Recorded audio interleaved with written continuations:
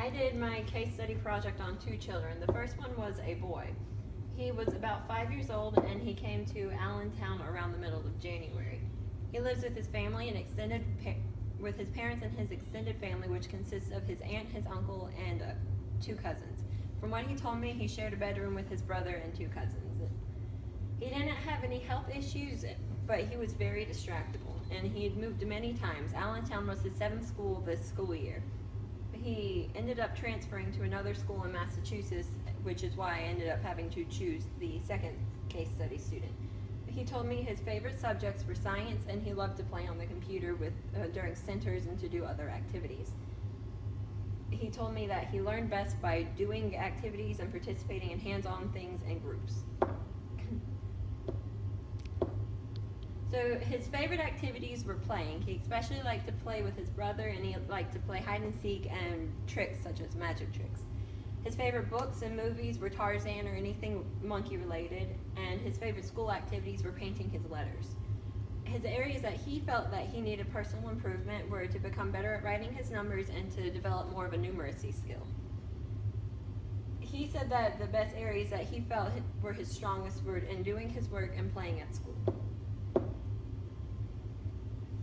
Some of his strengths were that he was very intelligent. He did not have the full opportunity that he should have because of constantly transferring schools, but he had the ability to quickly pick things up.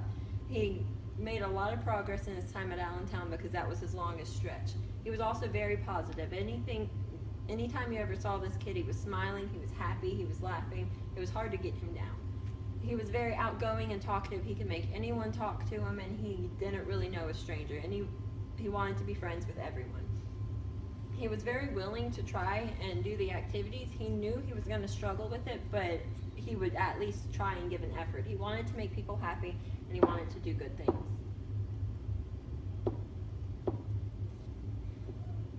So after he transferred to Massachusetts, I had to choose a second case study, and this one was a girl. I was not able to do the interest survey because I started working with her after that assignment had passed. But she is 5 years old, and she had no health issues or issues that would have affected her academically. Some things that would affect her were her social situations. She lived with her aunt and her cousin. This was a difficult situation because they were already low-income family, and she was living with her aunt after her mother lost custody and her father was in prison. And some of her strengths were her sight words. She wasn't very good with her letter sounds, but any word you put in front of her, if it was a sight word, she would be able to get it very quickly. She would have a tremendous skill, actually, in recognizing and identifying these words. So both of these students are very similar with academics and behavior. They struggle with their sounds and numbers. The boy could count up to 13, but he could only read and write up to 6. The girl, on the other hand, could count to 15, but she could only read and write to 10. The girl can recognize sight words. After individual work with both of them, they could very quickly pick up on sight words. And neither of the student has an IEP, but they were both put in PST from very early on at their time at Allentown. And both the students struggle in social situations. They believe, if you spoke to them, that they had many friends, but most of the classmates don't claim them as the friends, and this was from a teacher observation of seeing the interactions between those students and the other students.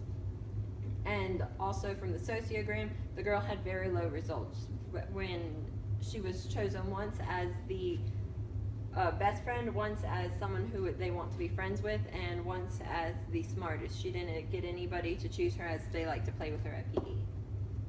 The teacher interview was actually on the case study boy. What the teacher had to say about him was that he was immature. He acted like the kindergartners typically do at the beginning of the school year. He wanted to talk and be around adults constantly. He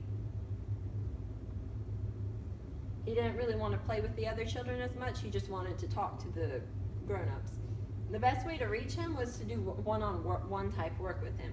He could not and would not really try unless there was somebody close to him trying to encourage him. And I think that was more for a constant reassurance and reinforcement that he could do it. And the best time to reach him was during the middle of the day.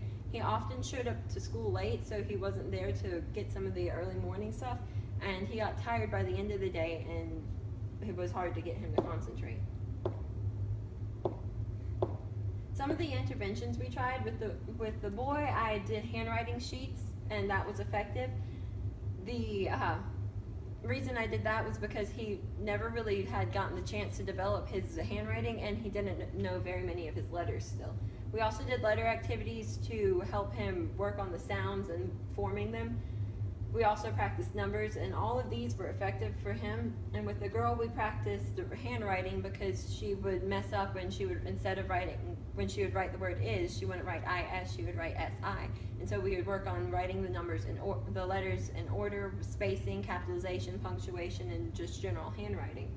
We also practiced the letter sounds because she had a huge deficit in being able to recognize what letters went with what sounds. None of the interventions were really ineffective. There were just some that were more effective than the others. Some of the special interventions that I did were mainly with social situations. With the boy, I tried to encourage him to play with others in a cooperative type of learning situation, and I also worked with him and also encouraged him to work with them during lessons. He knew that he was struggling, and he knew he wanted to do it independently like the other students, so he had a hard time letting the other students help. I also had to do positive behavior support, so I would reinforce the appropriate behaviors when he was actually doing them. With the girl, I also had to enforce cooperative learning, and I encouraged her to reach out to the other students that she didn't usually associate with, and I also encouraged her to work in group participation. My lessons that I taught, I geared around it to try and help it to where they would be able to work, especially with certain students who would be able to help them. Something they taught me was optimism. Because these two students, they were very positive, and no matter what their circumstances were, they were very happy, and they were very encouraging throughout the entire thing. They knew they were struggling, but they never really let it get them down, and they kept trying to succeed no matter what the material was, and they really wanted to learn. Ta-da!